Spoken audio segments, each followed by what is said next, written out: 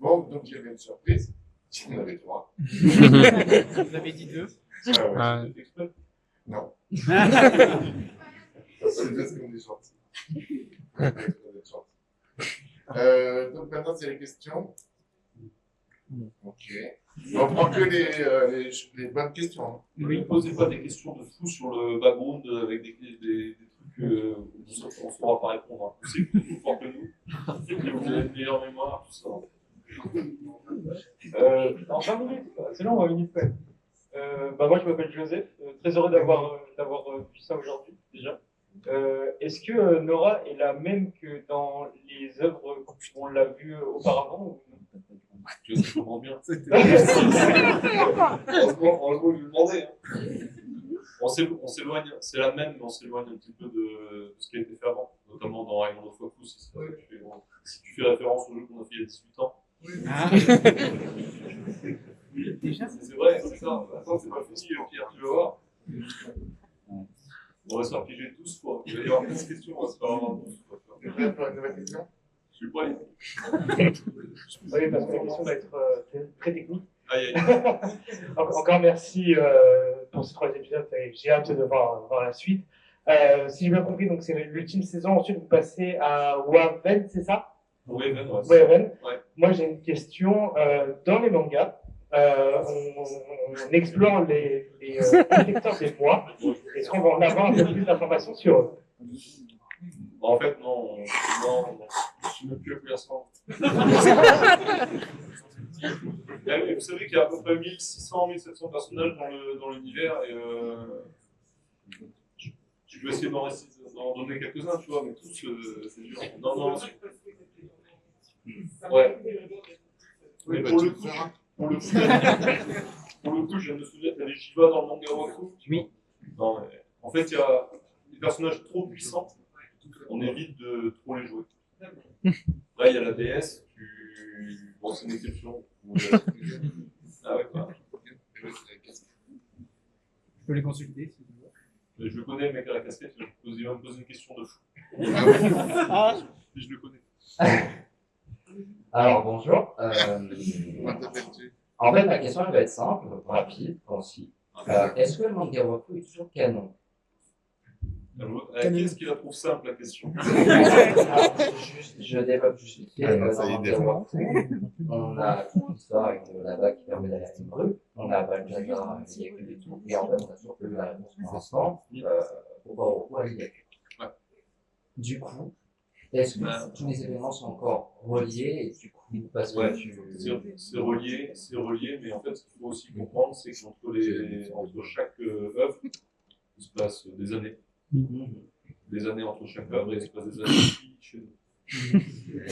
Et il y a plein de choses qu'on ellipse. Et je pense que là, tu vas râler à la fin de cette saison-là. Tu vas kiffer, tu vas râler. Parce qu'il y a des questions comme ça, tu vas en avoir. Bonsoir. J'étais très heureux d'avoir pu voir 3 épisodes de saison 4. Et dans la saison 3, on sait qu'au repos, il avait pour projet de jouer le demi-dieu en tant que dieu dans l'Union. Et en fait, je me demandais si Ruel était possiblement un demi-dieu, parce qu'il a été désigné par Repos pour devenir le nouveau dieu. Ben ouais, c'est possible. Ça sent bien. Mais en fait, les questions plus elles m'embarrassent, c'est plus ça va être court. On a dit ça. Et à un moment donné, tu vas me passer le micro. Ben, j'ai hésité là. Non, mais vraiment, c'est possible. C'est des trucs qu'on envisage, mais on l'a jamais écrit, donc. Bonjour. Encore merci pour ça. Oui. Moi, une question un petit peu plus personnelle pour toi, Top. Chaque saison, d'abord quelque chose. C'est pas pour la taille de. Non.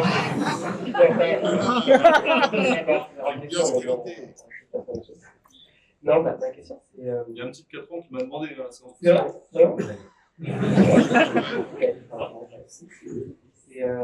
Chaque saison, tu as quelque chose qui est un peu propre, un peu personnel.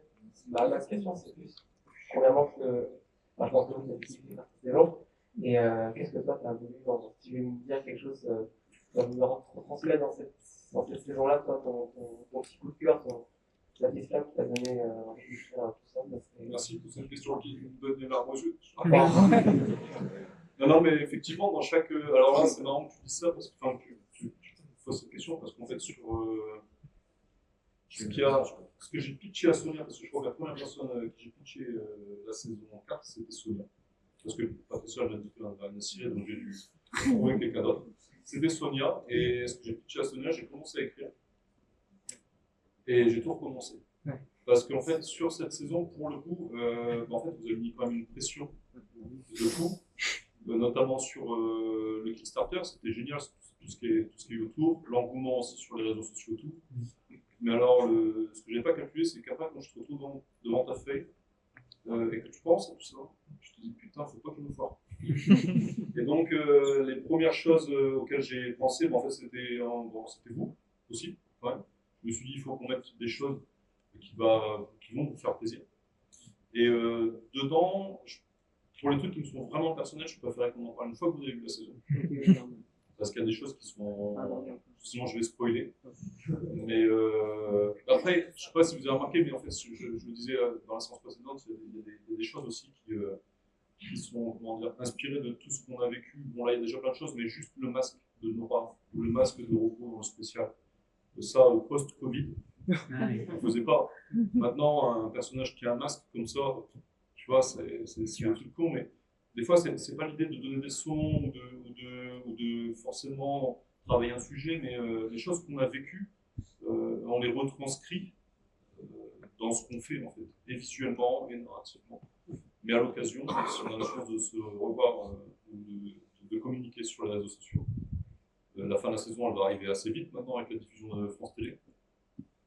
Avec plaisir pour échanger sur ce que j'ai mis. Ça, mais ton écriture, C'est gentil, merci. ce que je peux faire. Merci beaucoup. Alors après, il y a la communauté, mais il y a aussi, quand j'écris, je partage ce que j'écris. C'est l'équipe. C'est l'équipe aussi, ouais. C'est ça. Merci. Bonjour, merci déjà pour ces 3 épisodes. J'avais une question par rapport aux épisodes de la saison 3, enfin des OAV, notamment une question au niveau du design du compte Arrogo. Pourquoi ce design si particulier dans le dessin animé quand sur Waven, dans le jeu Doku Swaku, il est toujours connu pour avoir son très grand chapeau, sa cape qui devient un peu son étoffe. Pourquoi ce choix de design? Et deuxième petite question, est-ce qu'il pourrait se des Terminators dorés? Parce que j'aimerais bien faire un virtuel de Crossmaster. Tu sais que ça vaut 150 balles maintenant, un Terminator de moi, je les garde, hein, je les revends. Alors, je vais passer le micro. Mais en fait, ce qu'il faut voir aussi sur un dessin animé, c'est que on va animer les personnages différemment de la façon dont on les anime dans un jeu vidéo. Donc, il y a des fois, on se permet une complexité sur le jeu vidéo qu'on ne peut pas non plus avoir dans le dessin animé. Et des fois, des personnages qui sont des sprites gros comme ça à l'écran. Quand tu les as dans et que tu veux les transcrire en anime, un, c'est dur à animer, et deux, ils ne rentrent pas forcément pareil que dans un jeu. Donc, il y a une adaptation qui est faite. Et en plus, ce n'est pas systématiquement les mêmes artistes qui travaillent dessus. Donc, souvent, il y a une base, et après, en fait, elle est revue en fonction de sa complexité, en fonction de l'artiste qu'il y a derrière. Par exemple, Sonia, tout le monde, ça fait 15 ans qu'elle travaille avec nous sur le design de personnages de l'anime, mais je ne suis pas sûr qu'elle fait grand-chose sur le jeu vidéo. Spécialité chez Sonia, c'est l'anime. Et dans l'anime, ce qu'on cherche, c'est d'avoir des personnages efficaces avec moins de détails pour favoriser l'animation. Donc, il y a des moments où on fait des choix comme ça. Harbour, tu vois, un peu comme mettre un masque. Aujourd'hui, mettre un masque, ça t'évite les lip sync. On appelle ça les lip sync, c'est des mouvements de lèvres quand les personnages parlent. C'est un peu moins cher. Harbour, quand on lui a mis une tête glacée, avec ses yeux à l'intérieur, on n'avait pas de lip sync, on n'avait pas dessiné son visage, ça le rendait assez classe. Et en termes d'économie, c'était assez important aussi. On fait ça souvent en fait, hein, c'est pas que sur Arrow. C'est pas une victime, un dommage collatéral. Alors, bonjour. Déjà, j'aimerais vous remercier pour ces 3 épisodes que vous avez diffusés aujourd'hui. Alors, faut savoir que pour le coup, j'ai grandi avec ça, j'ai connu ces épisodes quand j'étais jeune. Aujourd'hui, j'ai mon petit frère qui regarde aussi ces dessins animés, qui va bientôt voir la 4e saison. Ça fait plus de 15 ans que cette série existe et elle a grandi avec beaucoup de personnes. Et j'ai une question à vous poser, c'est qu'est-ce qui, sur ces 15 années, vous a rendu le plus fier? On va le faire en 20 parties. Non, ce qui rend fier, c'est, mais en fait, tu as ton petit frère, et moi j'ai mes enfants. Enfin, j'ai mes enfants. Mes enfants ont 23, 19, et avec ma femme, on a remis le couvert parce qu'on est des fous. 15 ans plus tard, avec 6-4. Et donc, ce qui me rend fier, là, notamment récemment, je l'ai expliqué notamment à mes amis de FTV, c'est que je suis en train de. Je n'avais pas revu les saisons 1 et la saison 2 depuis des années. Et souvent, revoir ton travail, ça pique, parce qu'en général, tu as un peu progressé. Et là, ce qui me rend particulièrement fier en ce moment, c'est de tout redécouvrir avec mes enfants. J'avais peur que beaucoup de choses aient vieilli. La première partie de la saison 1 a un peu vieilli. Après, ça monte un peu en patate. Et la saison 2, franchement, je suis sur le cul, je trouve que ça marche toujours aussi. Et de voir mes enfants qui rigolent, 6-4 ans, qui rigolent de certaines vannes, ils ont adoré l'épisode du Dragon Cochon. Il y a l'épisode, je pense, dans un épisode dans lequel on bat tous les records du nombre de croûtes à l'épisode. Ben ça marche bien chez les petits, ça marche bien chez moi. Donc, non, ça me rend très fier. Le fait que vous soyez tous aussi là, vous nous ayez soutenus sur le Kickstarter, ça c'était un grand moment de bonheur aussi. Il y a travailler avec des gens, je ne fais pas de la lèche particulier parce que c'est pas trop mon genre, mais travailler avec des gens talentueux, c'est déjà dur en fait d'être avec les mêmes personnes, je veux dire, dans un couple 5 ans, 10 ans, 15 ans, 20 ans, de tenir le coup. Et ben, créativement parlant, professionnellement parlant, c'est ça aussi. Travailler avec les mêmes personnes pendant 5 ans, 10 ans, 15 ans. J'ai des gens avec qui je travaille depuis le début d'Ankara, depuis 20 ans, 23 ans. Ça me rend aussi très très fier d'avoir ces gens-là, d'avoir grandi avec eux, et puis de progresser avec eux, et d'avoir des nouveaux projets aussi avec eux. Bon voilà, il y avait 2-3 trucs. Je ne vais pas aller au bout de tout. C'est joli à voir.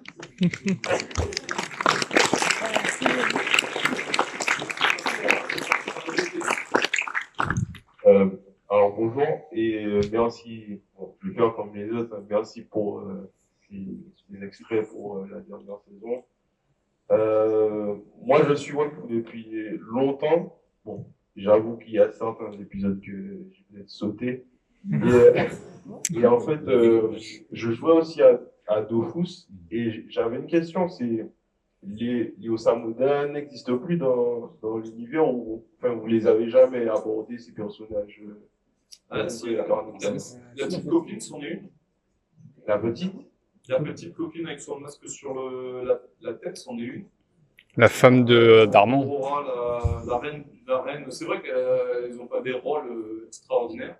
Mais alors, pour te faire que bien sache qu'on est en train de développer une série qui s'appelle Bestial, et l'héroïne est une ozomonas. Mais quelle bonne nouvelle.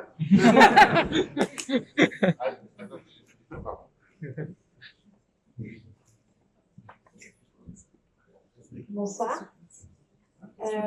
Comme beaucoup de personnes, je suis webtoon depuis toute jeune et cette série du coup m'a accompagnée durant on va dire mon évolution personnelle et savoir que c'est la toute fin, ça fait un peu le cœur. Du coup, est-ce que c'est vraiment la toute fin Tant qu'il y aura des sous. Nous allons demander à Pierre Siracusa ici présent. Le chef de l'argent. Si c'est la toute fin, vous avez le droit de lui casser la gueule. Avec Joseph. Attention, il y a son garde du corps. Les filles sont courageux. Évidemment pas.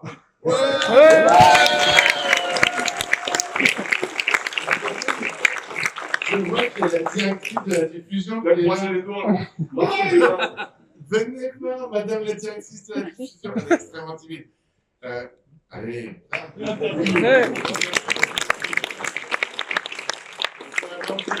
Amandine Roussel qui est là, elle a très envie que j'en ai d'autres encore. Ah oui. Oui, à 100%. On a prévu plein de choses derrière. Ah mais oui, ça fait 2 ans et demi que vous attendez. Vous êtes assis là en France depuis très longtemps. Oui, j'ai pas de vérifier, c'est l'avantage. Bonsoir, Léo, enchanté. Bravo pour votre travail encore une fois, c'est merveilleux, vous êtes trop fort. J'ai une question un peu moins sur le lore et plus sur la technique. Alors, ça touche pas forcément à l'animation. J'ai remarqué qu'à l'époque, dans les premières saisons, dans vos jeux, vous avez en général plutôt un compositeur qui fait que de vos musiques. Et que là, récemment, sur la saison 4 de Wakfu et même sur Waven, et sur l'extrait qu'on a vu de la DS et la Trop sur Twitter, vous collaborez de plus en plus avec des groupes indépendants, un peu avec des styles variés. Et je voulais savoir pourquoi cette volonté. En fait, on travaille toujours avec Guillaume Bouzet sur Wakfu, parce que c'est le compositeur de la série. Et pour moi, tout à l'heure, je parlais un peu de fidélité, c'était ça. On l'est aussi avec le compositeur. Donc ça bouge pas. Par contre, moi, c'est vrai que quand j'écris, j'écoute beaucoup de musique. Ça m'inspire énormément. Et j'ai découvert des groupes qui chantaient en anglais, dont je me suis rendu compte que c'était français. J'ai sympathisé avec ces gens-là et on les a mis dans le jeu Waven. Donc là, tu as vu, tous les ans, il y a des concerts. C'est des groupes qu'on a contactés au culot, comme ça. Et dont Canine, tu as pu voir sur l'extrait qui a été partagé, dont je suis ultra fan. Et donc, et cette chanson Twin Shadow, que vous avez eu en extrait, c'est une chanson que j'écoutais énormément quand j'écrivais Wakfu. Et donc, on l'a contacté au culot quand j'ai découvert qu'elle était française. D'ailleurs, au début, je croyais même que c'était un mec, parce que la voix, elle a trafiqué sa voix pour la chanson, et on croit que c'est un homme. Et on a découvert qu'elle était française, on l'a contacté, on a acheté sa musique, et j'étais très heureux. Voilà. Donc non, ça permet d'apporter aussi des petites touches, et puis de rencontrer des gens aussi exceptionnels. Voilà, c'est sympa. Mais c'est vrai que c'est pas quelque chose qu'on faisait dans la saison précédente. Là, il y a eu un espèce de parti, en plus on l'a fait que sur cet extrait. On s'est dit que c'était pas mal parce que c'était un prix et que ça tombait bien. Bonjour, je m'appelle Doria.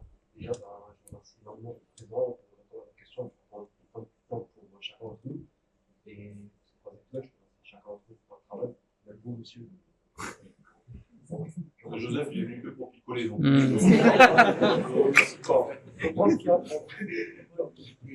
demander ça en fait. Est-ce que par hasard vous auriez un conseil, une recommandation à dire à chaque personne ici, qui sont certains dans un développement artistique, dans l'animation, dans la réalisation ou quoi que ce soit?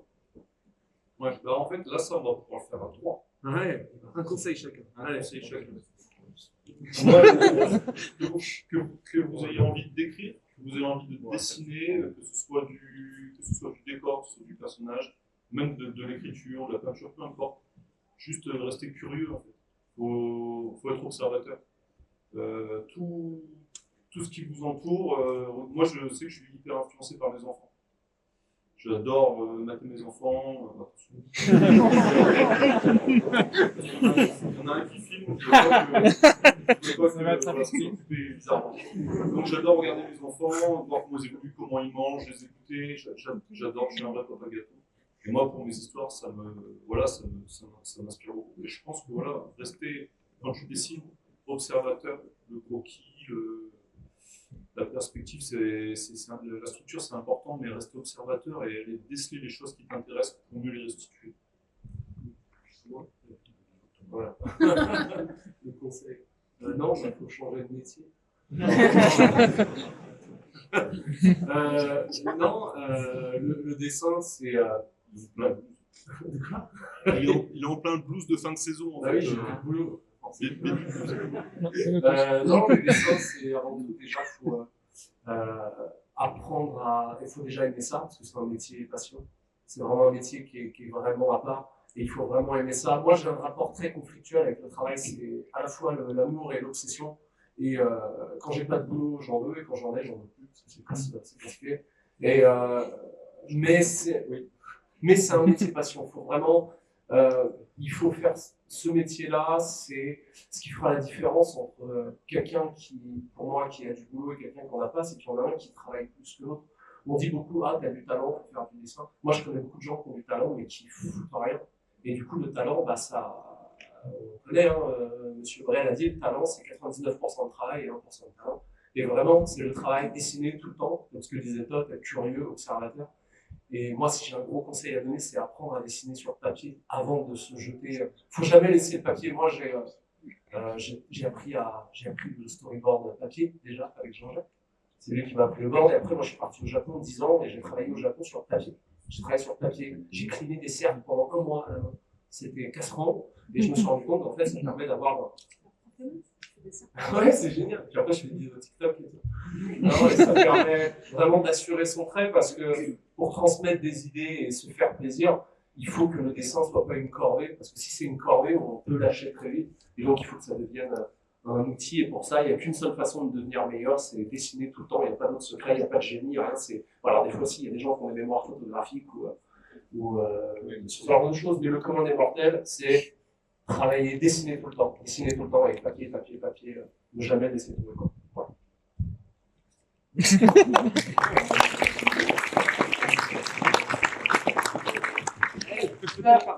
Comme les deux autres.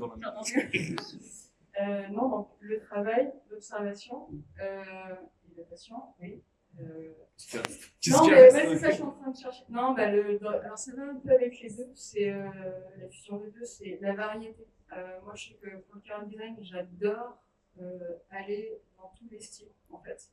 De se nourrir de tout, et autant de faire du cartoon que du très morpho, très réaliste. Et dans le travail, effectivement, même si on est, même si on peut pas être très stylisé, il faut bosser quand même à mort tout ce qui est la morpho, l'anatomie, peut-être parler de perspective, tout ça, c'est très très important. C'est les bases. Ben, tu vois, on a 3500 pages de BD à notre activité avec Ancestral, donc c'est pas quelqu'un que tu vois, tu peux pas couper comme ça du jour au lendemain. Donc là, il fait un truc, il me fait une infidélité avec un autre auteur là, pendant 3 tomes. Mais ça va, et après, on a un projet qu'on va développer ensemble. Et sur la première question, en fait, le truc, c'est que oui, je prends en compte beaucoup de choses qui sont dites en fait, sur les réseaux sociaux. Par contre, en fait, il n'y a pas de gants sur les réseaux sociaux. Même moi, à mon niveau, en fait. Et il y a beaucoup de gens qui sont extrêmement blessants. C'est-à-dire qu'il y a beaucoup de gens qui ne s'en rendent pas compte, mais qui aimeraient qu'on fasse la série qu'ils ont dans la tête. Mais si on la faisait, ça ne leur plairait pas. Parce qu'en fait, ils n'auraient aucune surprise. Et puis, en fait, si c'est pour faire ça, ben, autant pas être auteur. Autant aller voir ChatGPT et puis dire tiens, je voudrais ce scénario-là, fais-moi ça. Donc, en fait, le truc, c'est que les réseaux sociaux, c'est puissant et dur à la fois. Parce que quand tu t'en prends, quand on te dit que le truc sur lequel tu as passé 3 ou 4 ans, c'est de la merde, tu le prends vraiment plein pot de chez plein pot. Et donc c'est hyper dur à vivre. Et en même temps, c'est aussi là que tu recueilles le plus de satisfaction. Le problème, c'est que 99% de félicitations, ben ça vaut à peine les 1% où on te dit que t'es une merde. Tu vois, tu vas avoir plein de commentaires positifs, ça te fait plaisir, et le commentaire négatif, il te fait du mal. Et donc j'ai une tendance à les zapper vite, les commentaires sur les réseaux sociaux. Je réponds, quand on est dans un bon esprit, je suis là, voilà, ça me fait plaisir. Par contre, quand je vois un truc qui fait battre un petit peu trop fort mon petit cœur de vieux, je dis, vite, faut que je passe, tu vois. Donc pour répondre, oui et non, ça dépend des commentaires. Une autre question pour Michel.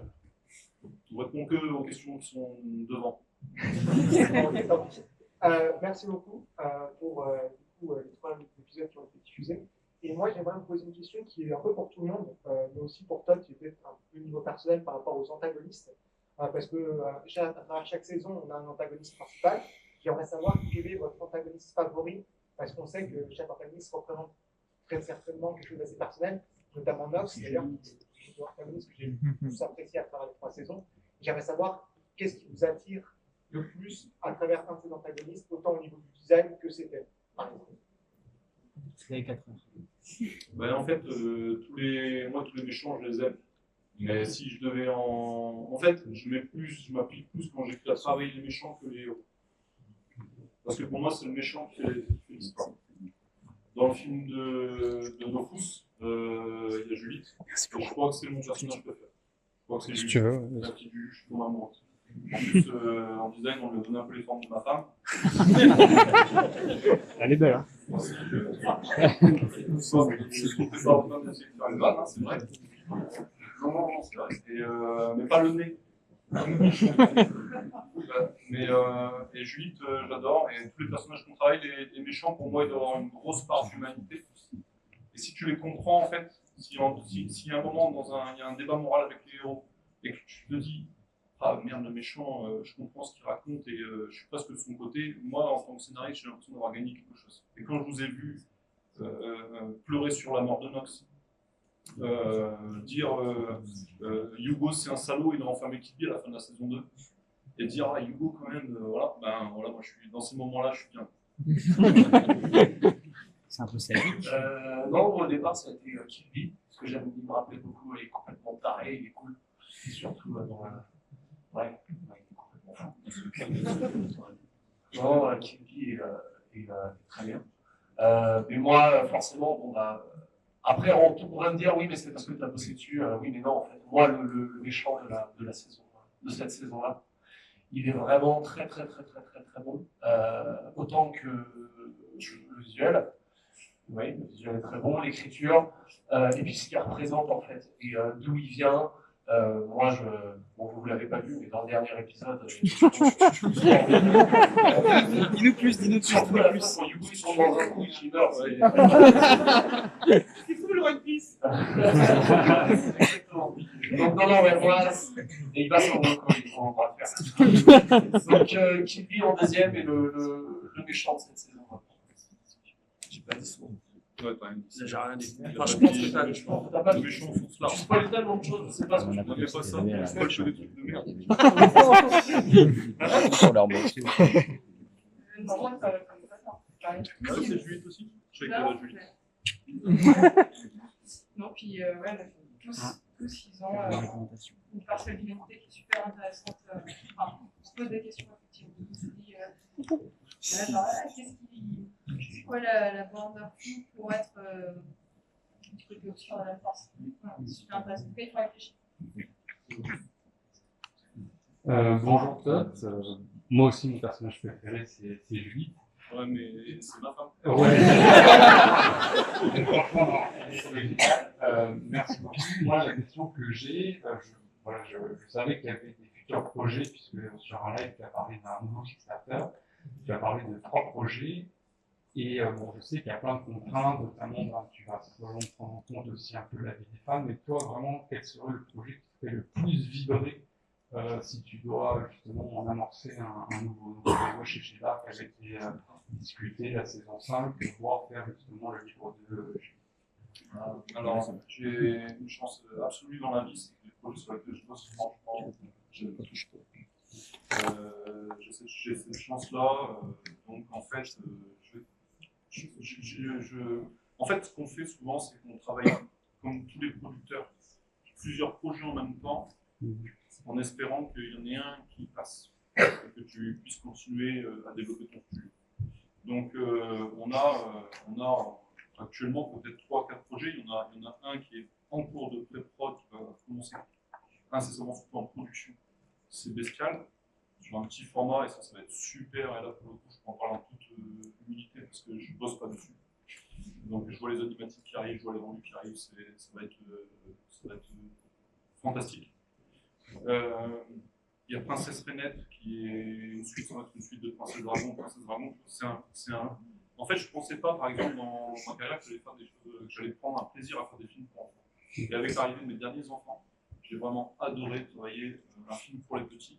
Surtout qu'il a beaucoup fait pleurer les mamans, et ça, je crois que ça a été aussi une grande satisfaction. Je sais pas, j'ai un côté malsain. Kiffe les larmes déjà.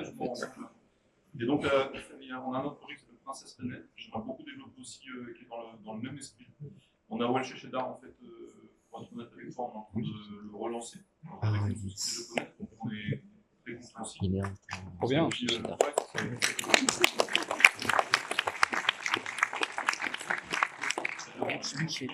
Ouais, chez Cheddar. Tu connais pas? Non, en fait, on va faire tous les projets qu'on va faire, on va toujours les faire avec le même amour, la même passion. Et moi, je me retrouve dans tout ce qu'on fait.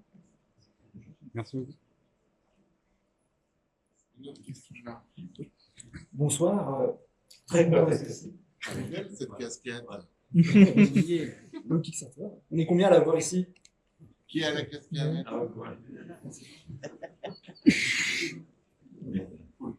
Question. Ok. Très content d'être ici encore une fois. J'avais une question pour l'équipe technique. Alors on peut voir dans cette saison qu'il y a énormément de personnages qui font de par leur retour et aussi de nouveau à introduire. Et c'est un rythme qui est assez prenant, notamment par rapport à la saison 3 où c'était plutôt calme. Là aussi c'est calme, mais il y a effectivement énormément de choses qui se passent en même temps. Et est-ce que ça a été un défi pour vous de renouveler le rythme de cette saison? C'est fastoche. Alors oui, voilà, moi j'ai co-réalisé du coup en direct avec Todd cette saison. Et en fait, ce qui se passait, c'est que Todd donnait les scripts et il disait tiens, démerde-toi, maintenant je m'en attends. C'est pas comme ça que ça se passe. Non, pas du tout. Et moi j'ai fait beaucoup de clips à la base, donc j'ai l'habitude de beaucoup voilà, c'est rythmé. J'aime bien les séries Netflix, les séries Netflix modernes. J'aime beaucoup, par exemple, American Horror Story, où ça ce genre de choses. Et du coup, moi, quand je voyais les histoires de Todd, il y avait plein de choses à raconter. Moi, ça a bien matché. Je me suis dit, bah, c'est cool. Il y a plein de choses à raconter. On va faire cette dynamique. Moi, la saison 3, c'est vrai qu'elle était assez contemplative, assez calme. Et l'idée, on s'était dit, l'idée, c'est pas de faire la saison 3 bis, c'est de proposer autre chose. Et à la fois, déjà par les ambitions scénaristiques de Todd, on a été encore plus haut. Vraiment, je pense qu'à la fin, on a fait des choses qui n'ont jamais été faites dans la série d'animation française. Ça n'a jamais été vu au niveau des ambitions, de ce qui se passe dedans. Et oui, ça a été un défi aussi de montrer tout ce qui se passait à l'écran en gardant un rythme. Et moi, voilà, oui, moi, j'ai voulu mettre en place ce rythme assez soutenu. Parce que pour moi, j'ai besoin de, comment dire, avec les réseaux sociaux, ces choses-là, on consomme beaucoup de choses qui vont vite. Et moi, j'ai pris aussi cette habitude de, voilà, il faut que ce soit soutenu. Et puis c'est quelque chose, oui, voilà, auquel je suis habitué dans le clip. Voilà, c'est 50 plans à la seconde. Et non, je pense que ça a bien matché. C'est une saison qui est haletante, très haletante, et qui va elle monte. Hein. Ouais, on fait. En fait, autant que sur la saison 3, ça commençait fort et ça ralentit un petit peu. Autant là, ça fait que ça. Et le truc, c'est que, comme vous l'avez vu, ça a été hyper dur, et notamment au bord pour Malek, moi l'écriture déjà, et après pour le board encore pire, de réussir à resplitter les 17 personnages qui étaient présents sur le début de l'épisode. Les héros sont dans l'ignorant, parce que ça n'a pas l'air en fait, ils sont là plein. Et donc réussir à se débarrasser de tout le monde dans 2 épisodes pour les renvoyer chez eux, les leur dispatcher et tout, et les refaire revenir après. Ça a été un gros taf gros taf. Je vais faire une seule dernière question. Il faut que ce soit la meilleure. Ah ouais, pression. Ça va être la plus proche.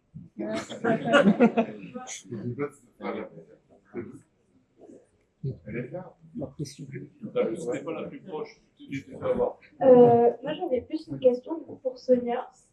Il y a beaucoup de personnages forts et féminins dans votre groupe, et je voulais savoir quel était ton personnage préféré et pourquoi.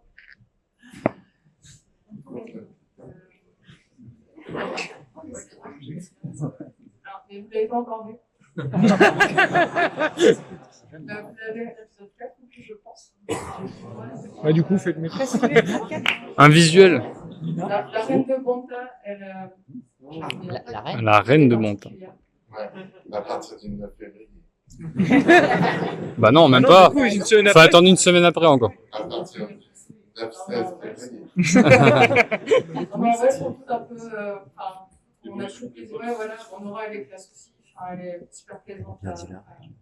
Oui, la reine de Bonta.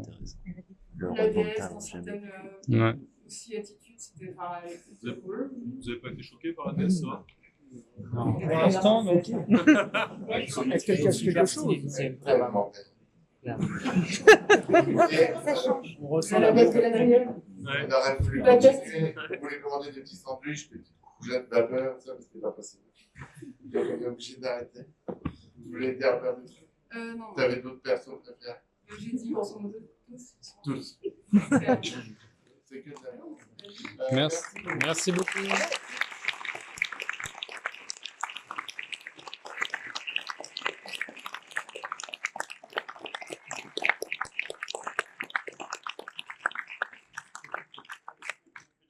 Mais ouais. Merci à tous. Ah, merci. Merci à vous. Merci. Merci. Belle sortie.